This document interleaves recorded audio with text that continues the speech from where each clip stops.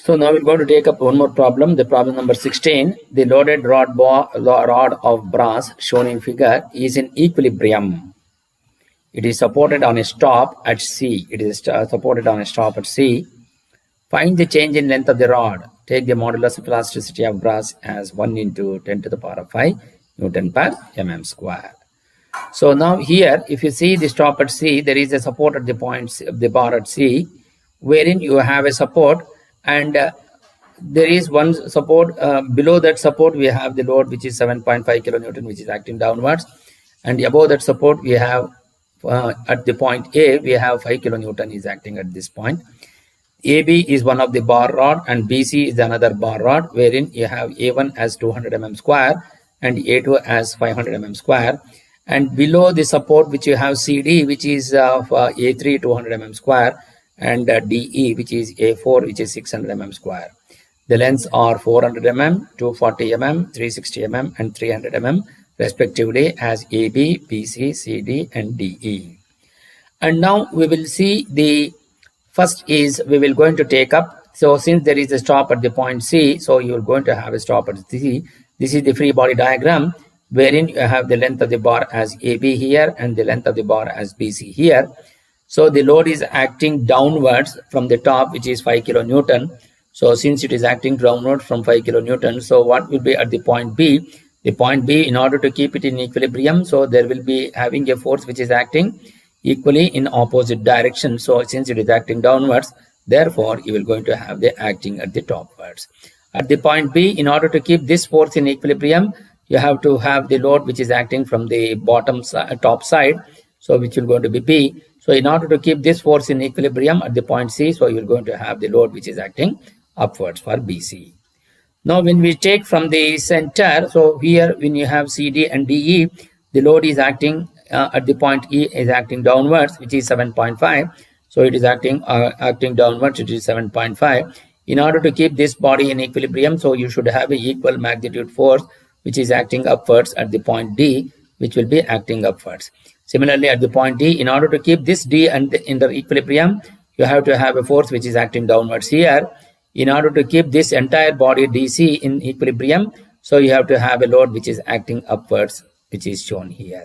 So this is how you will going to have. So from this top C, which is the forces which is acting upwards, will always we are going to have a compressive force, and from this top C, which is acting downwards, we always will going to have the tensile force. So this is how you will be able to analyze the forces for this particular problem.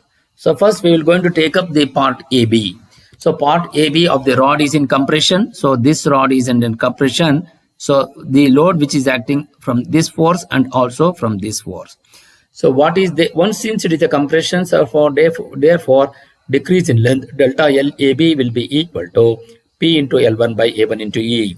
So we know here P is known, that is 5 into 10 to the power of 3, that is 5 into 1000, into what is the length? The length is 400 mm, A1 is 200, and the modulus of elasticity of the bar is 1 into 10 to the power of 5. So on simplification, you will going to get it as 0.1 mm. So delta LAB will be equal to 0.1 mm. So when you take the part BC, suppose if you are considering between these two, what is that? So you will be part BC of the rod is again under compression. Therefore, the force acting like this here, and also at this point it is here upwards. So that is this force we are taking at the stop C. So part BC of the rod is in compression. Therefore, decrease in length, that is delta LBC, will be equal to P into L2 by A2 into E.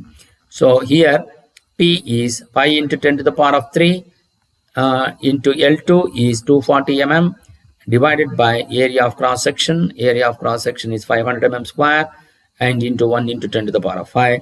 So you will going to get it as 0.024 mm. So this is how you will be able to get the change in length of the bar BC, which is again the decrease in decrease in length because due to the compression. Now we will going to take up the part CD. The part CD of the rod is in tension. So what is the load? Delta increase in length, because since it is under tension, so naturally you will going to get as DC. So here the load acting downwards and here the load acting upwards. So since it is under tension, so what is P into L3 by A3 into E? What is delta LCD? P is here. We cannot take this load 5 kilonewton, which should be 7.5 kilonewton. So 7.5 into 10 to the power of 3 into what is L3? The L3 is 360 divided by A3 is 200 into 1 into 10 to the power of 5. On simplification, you will going to get it as 0.135 mm. Similarly, we have part delta LCD will be equal to 0.135 mm. Part DE of the rod is again it is under tension. So here the load is acting downwards here, and at the point D the load is acting upwards. So again it is under tension. So part DE is the rod in tension. Therefore, increase in length will be equal to delta LDE will be equal to P into L4 by A4 into E. So what is P, which is 7.5 into 10 to the power of 3 into length of the rod is 300 divided by A2 into E. So what is A2 here? That is A4. You can take it because, sorry, here A4 into E. A4 into E is nothing but 600 because area of the cross section of A4 is 600 into brass, Young's modulus of brass 1 into 10 to the power of 5. Substituting these values on simplification, you will going to get it as 0.0375 mm. So delta LDE will be equal to 0.0375 mm. So we have the individual extensions of the rod. So what will be the change in length of the rod? Total change in the length of the rod will be equal to sum of the extensions of the individual length of the bar. So to do that, so total change in length will be equal to delta L AB plus delta L BC plus delta L CD plus delta L DE. So what is the meaning of that? Change in length of the bar in AB plus BC plus CD plus DE.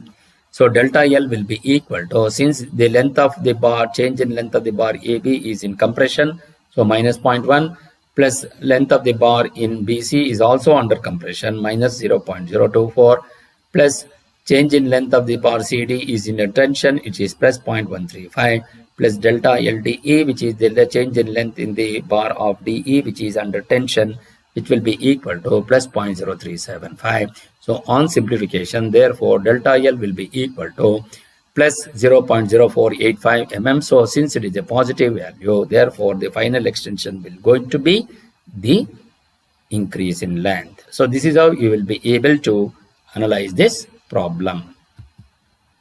Now we will going to take up one more problem on the problem number 17. An axial pull of 140 kilonewton is acting on a bar consisting of 3 lengths as shown in the figure.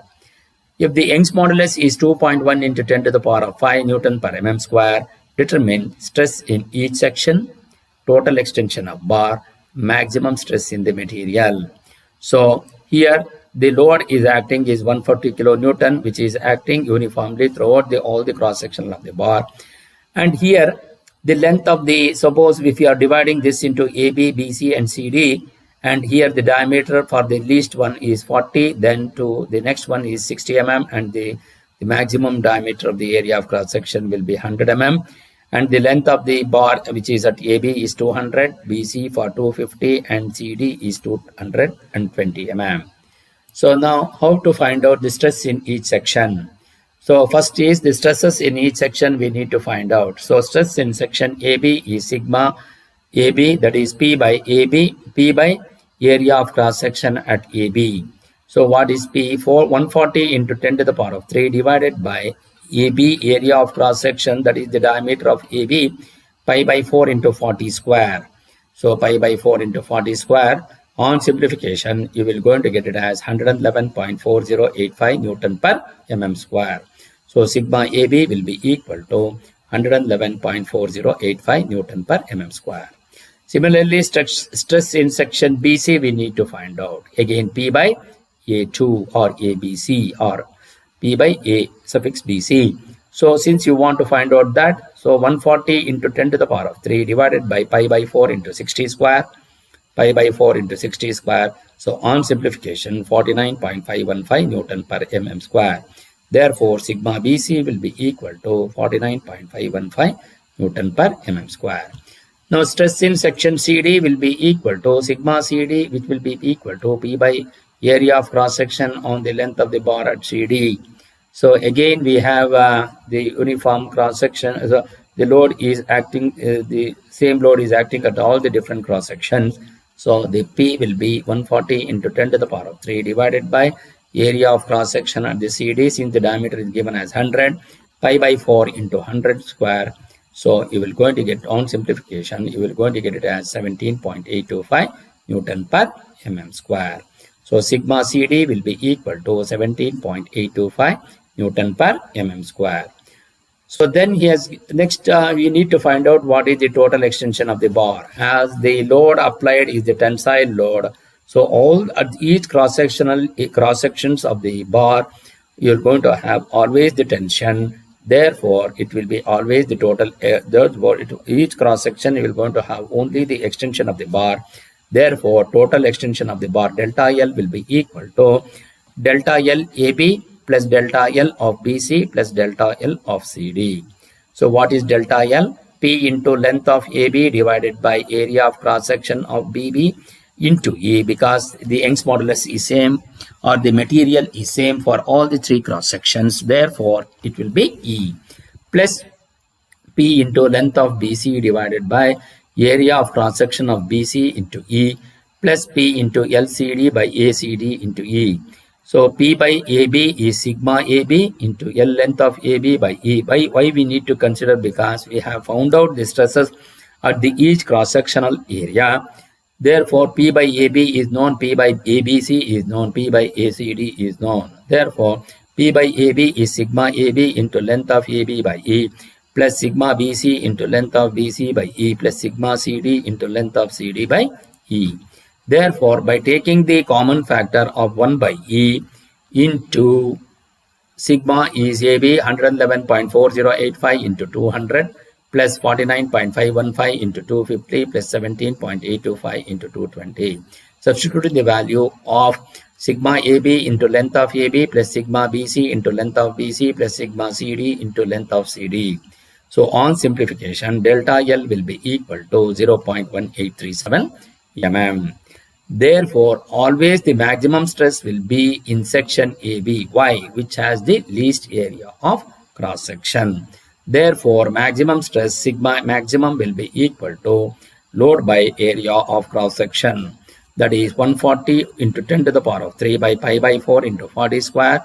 You will going to get this value 111.4085 Newton per mm square. Sigma max will be equal to 111.4085 Newton per mm square. If you compare the sigma AB plus sigma BC and sigma CD, which if you have the greatest value is 111.4085. From this itself, we will be able to identify that the maximum stress will be there only when you have the least cross-sectional area, because the load is constant for all the cross sections. That is, the numerator is same, the denominator keeps on changing, as the denominator has got the lesser value. Therefore, you will going to get the maximum stress, so a maximum value. This is how you will be able to find the solution. Thank you.